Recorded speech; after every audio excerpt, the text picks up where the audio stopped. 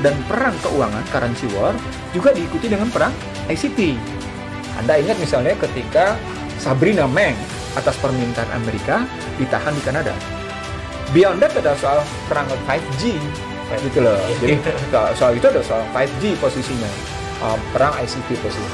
Apakah Amerika belum memulai 5G? Sudah, tapi kalah cepat dibanding sama Cina. Cina lebih agresif. Dalam bahasa yang sederhana, ketika Menteri Pertahanan Cina bicara tentang apakah mantapnya pertumbuhan ekonomi Cina akan mengganggu Amerika, terbukti karena Cina lebih agresif dalam melakukan itu. Disitulah dari periode 2017 hingga 2020, World Economic Forum mempersoalkan etika bisnis Cina, sehingga Bank Dunia mewujudkan istilah apa yang disebut dengan ethic in action posisinya. Saat yang sama World Economic Forum juga melihat pada problem adanya Gini rasio yang terus meningkat, sehingga mereka menyatakan adanya polarisasi sosial. Dalam bahasa yang sederhana, perang dagang, ya, perang mata uang, trade war, saya menyebutnya juga industrial manufacture war, yang kemudian dikenal dengan trade war, lalu currency war, lalu berikutnya ICT war, sebagainya. Itu sesungguhnya bukan perang ekonomi. Itulah yang saya gunakan istilah pada ketika saya menulis 27 Januari 2020 kemarin. Karena perang ini bukan perang hari ini. Perang ini sudah jalan sejak namanya dekade awal abad 21. Yang puncaknya adalah nampak dari sekarang-sekarang ini gitu. Sehingga ini merupakan pintu masuk sebagai perang dunia ketiga gitu posisi.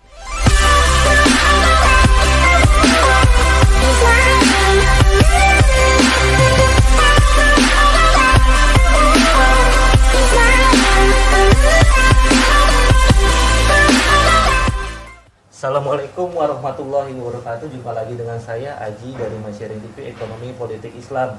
Alhamdulillah pada hari ini Ahad petang saya bisa bertemu dengan tokoh kita, yaitu Bang Iksanuddin Nursi, yang kemarin-kemarin sempat sering tampil di channel saya ini dan memberikan banyak perspektif baru tentang macam-macam tentang krisis dengan korupsi dan sebagainya. Nah, di tengah pandemi COVID-19 yang sekarang merebak terutama di Jakarta, alhamdulillah saya masih aman bisa sampai ke rumahnya Bang Iksan dan kita bisa ngobrol banyak tentang krisis ekonomi, tentang pandemi, tentang konspirasi global, pokoknya semua hal yang kita bicarakan.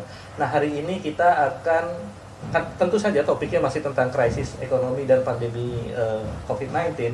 Kita akan mendengar paparan dari Bang Iksan seputar itu, tentunya terutama terkait dengan risiko yang akan kita hadapi dalam beberapa bulan ke depan dilihat dari sisi ekonomi, risiko krisis ekonomi. Krisis ekonomi sebenarnya sudah terjadi menurut Bang Iksan, tapi akan lebih parah lagi jika kita tidak memahami esensi dari krisis itu, sebabnya dan akan kemana krisis itu nanti akan bermuara. Nah, itu yang akan kita gali dengan Bang Iksan. Tetap di sini saya akan mulai mengajukan pertanyaan. Bagaimana Bang? Assalamualaikum warahmatullahi wabarakatuh. Waalaikumsalam warahmatullahi wabarakatuh.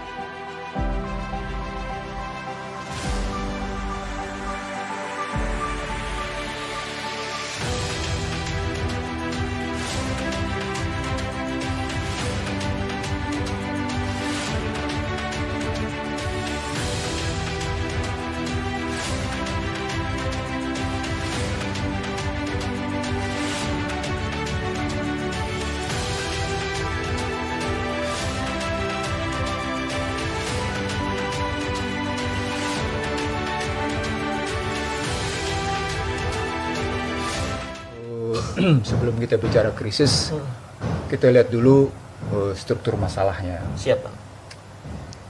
Terutama ketika Amerika sedang bertahan menjadi kekuatan daya dunia, global superpower namanya. Nah, ketika tembok Berlin runtuh,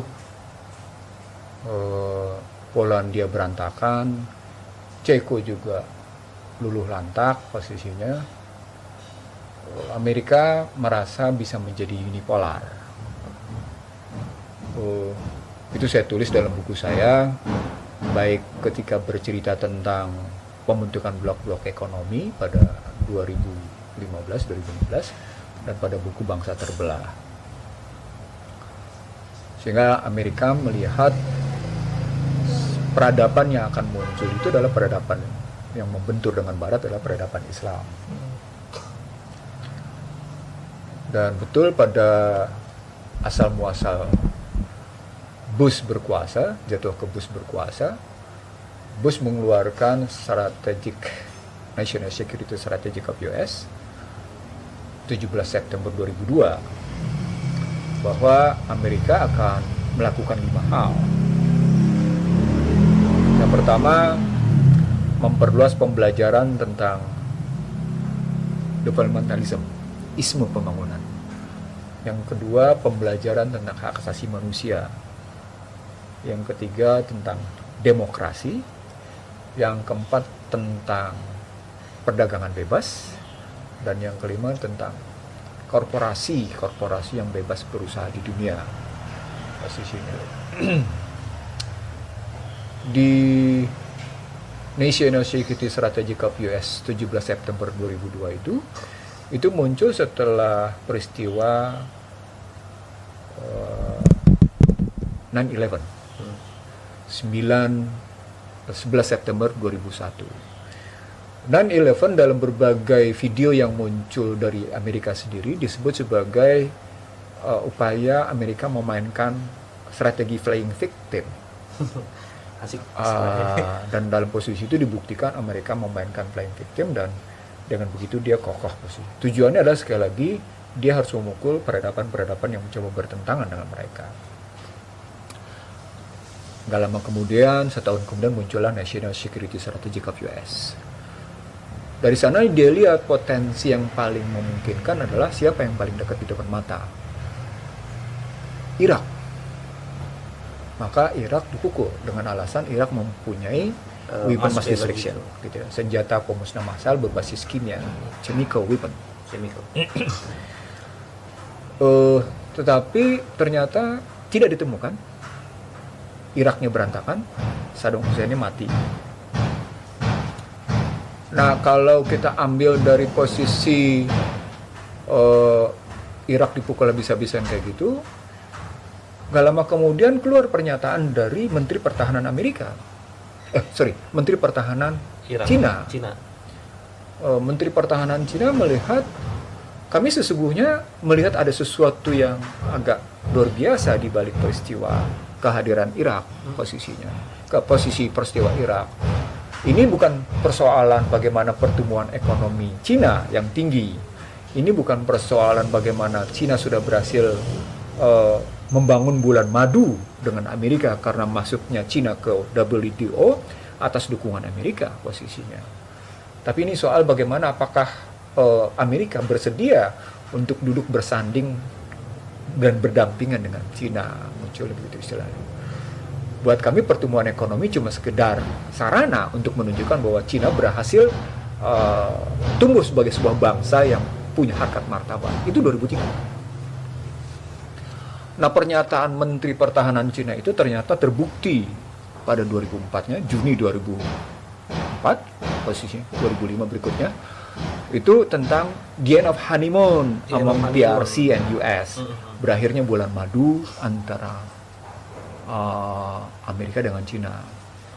Kenapa? Karena saat itu defisit neraca perdagangan Amerika terhadap Cina sudah sekitar 364 miliar US dollar. Dan itu memukul Amerika posisinya. Nah, membesarnya defisit itu membuat Amerika juga kewalahan. Tapi di 2007 posisinya The Economist menulis still number one karena 4 hal. Pertama karena militer yang kuat, yang kedua belanja pertahanan posisinya, yang ketiga soal ICT mereka masih unggul, yang keempat yang disebut oleh CNN bahwa makanan cepat saji tetap dikuasai oleh Amerika di seluruh dunia. Gitu Siap. posisinya. Tetapi di Desember 2007 Newsweek mengeluarkan kajian bahwa sikap ekonomi politik jatuh ke Bush justru membangkitkan perlawanan dari musuh-musuh Amerika. Disebutlah di situ Rusia, Iran, Venezuela, Bolivia, Brazil disebutlah posisinya. Tapi mereka tidak menyebut Cina, cuma terlihat bahwa mereka sudah mulai galau dengan Cina. Nah, karena itu perang harga minyak terus melejit.